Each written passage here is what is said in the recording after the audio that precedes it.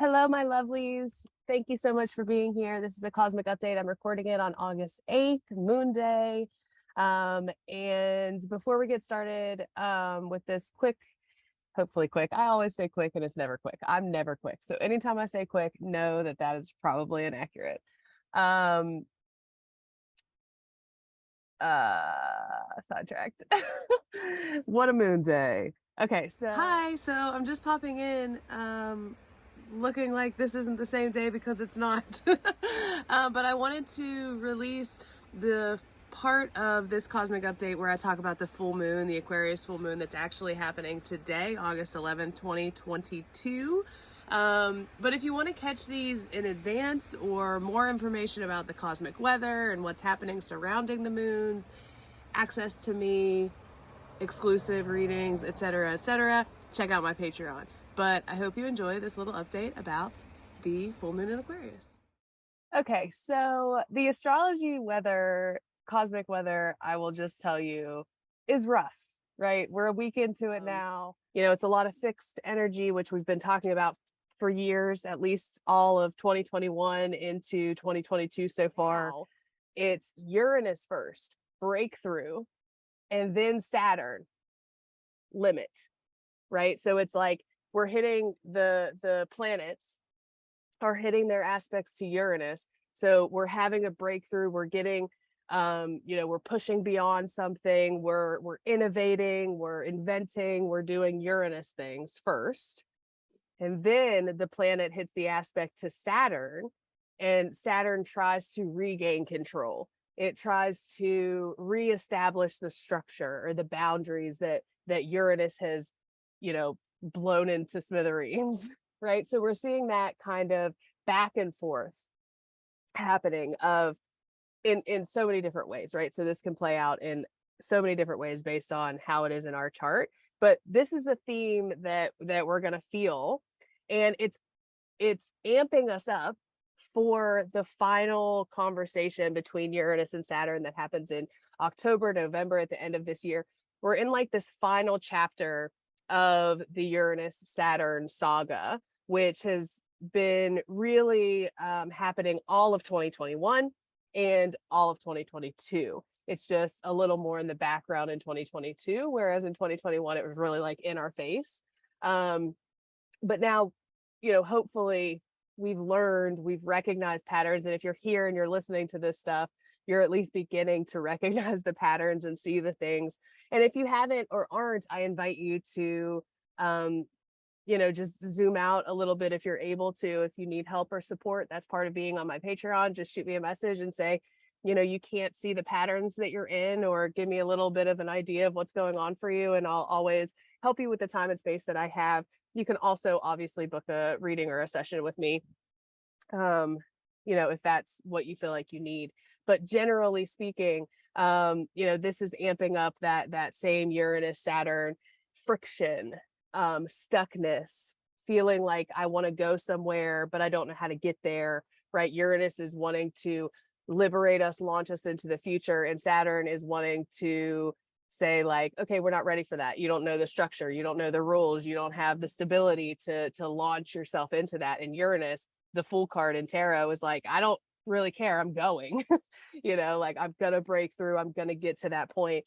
And then Saturn comes in and says, okay, well, you did that thing, and now here are the things that you either have to deal with, or here are the things that I'm going to make you aware of, so that in the future you can do it, a little more tactfully, or whatever that is for you and your experience. So feel free in the comments to share whatever's been coming up for you with this Saturn Uranus stuff.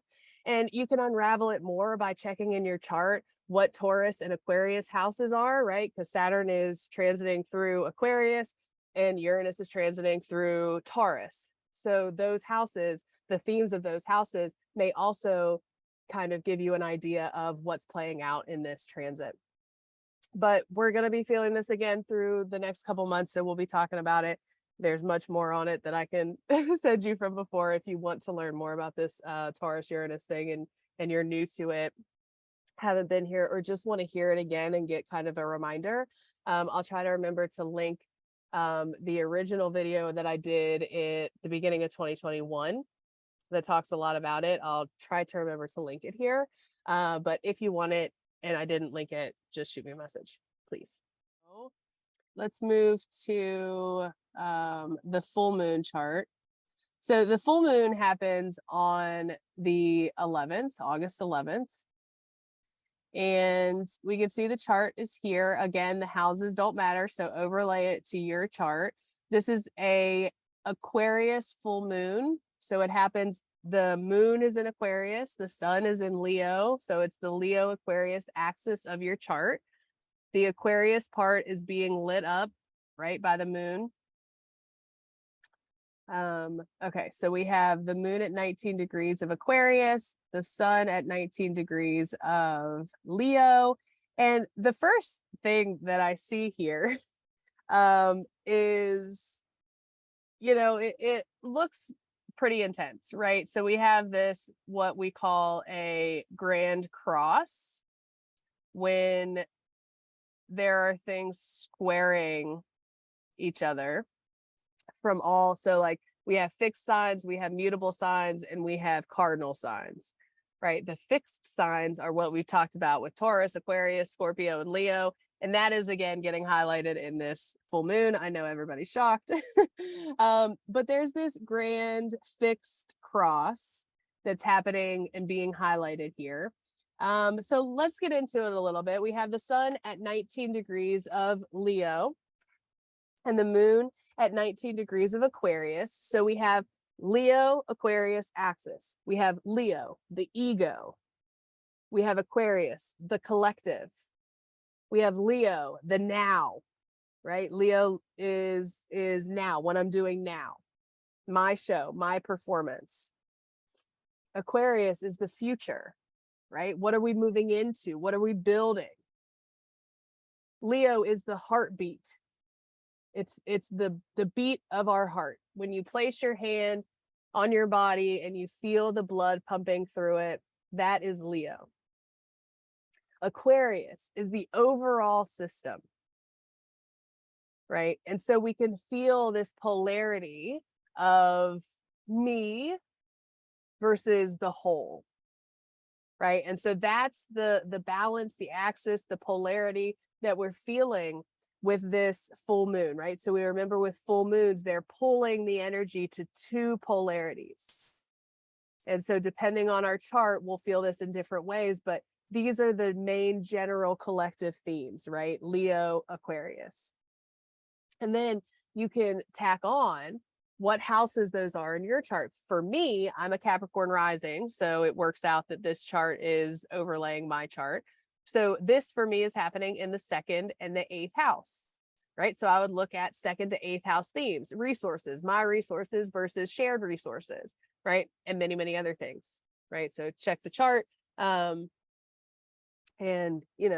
see what themes may be coming up for you. So we have that like balancing, right? You may also, because it's a full moon, you may also find yourself at the culmination or a completion of some kind of cycle or phase having to do with the same axis, right? Because full moons are the culmination, right? We have the new moon and then it comes into the full moon where we're at the culmination of something. And then we lead back into the new moon where things start to kind of trickle off. As we move into the new moon. So now we're at that culmination, we're at that completion, or coming into it in some way. Saturn is right here at 22 degrees of Aquarius. It's very close to this moon. It is also the ruler of Aquarius, so it's the ruler of this moon. So you may find yourself finding new ways to bring structure or boundaries or innovation to your experience, or this may bring some kind of support in stabilizing yourself, right? Getting more stable with who you are, what you want, what your needs are, right? How are we able to be more authentic, Leo, right? And how does that authenticity support the collective? Right? I believe that the more we align with our truth, the more we're able to truly step into the collective where we're supposed to be, doing what we're supposed to be doing, right? When we're not in alignment, we're doing what we think we're supposed to be doing or what someone tells us we're supposed to be doing, right?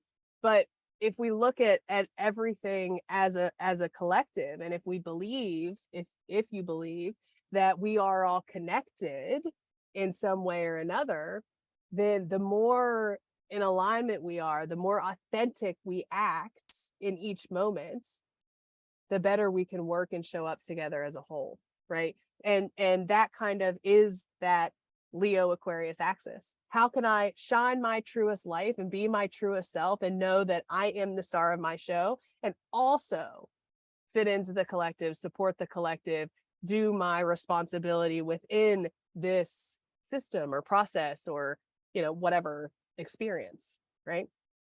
So the other thing we have here, that blazing fixed cross, right? So when we have a fixed cross like this, it's bringing up, obviously, all the stuff I already talked about Uranus and Saturn is going to be here. But I wanted to provide some prompts or some things to kind of consider around this full moon, because the other thing about a full moon is it can illuminate things, right? It's a great time for tarot, great time for any kind of divination practice because it's illuminating stuff, right? So some prompts for a fixed cross can be, what are you determined to do? Fixed energy is fixed, right? It's hard to budge, right? So what is it that you're determined to do? What is non-negotiable for you? Like, what is it that you are absolutely not willing to let go of, or not willing to shift, or not willing to change on? What are your authentic, aligned truths, right? What's non-negotiable for you? And what habits may need cut out because they're unhealthy or they're not sustainable, right? Where is there space for shift, right? Because fixed energy, although it's fixed and it wants to stay fixed, doesn't mean that it always should, right? That's also how we get stuck in toxic patterns, because we're unwilling to let go of things that are dead, unwilling to allow people to leave our life when it's no longer aligned, unable to leave the job that we're miserable in, right? And so we can get stuck in stuff.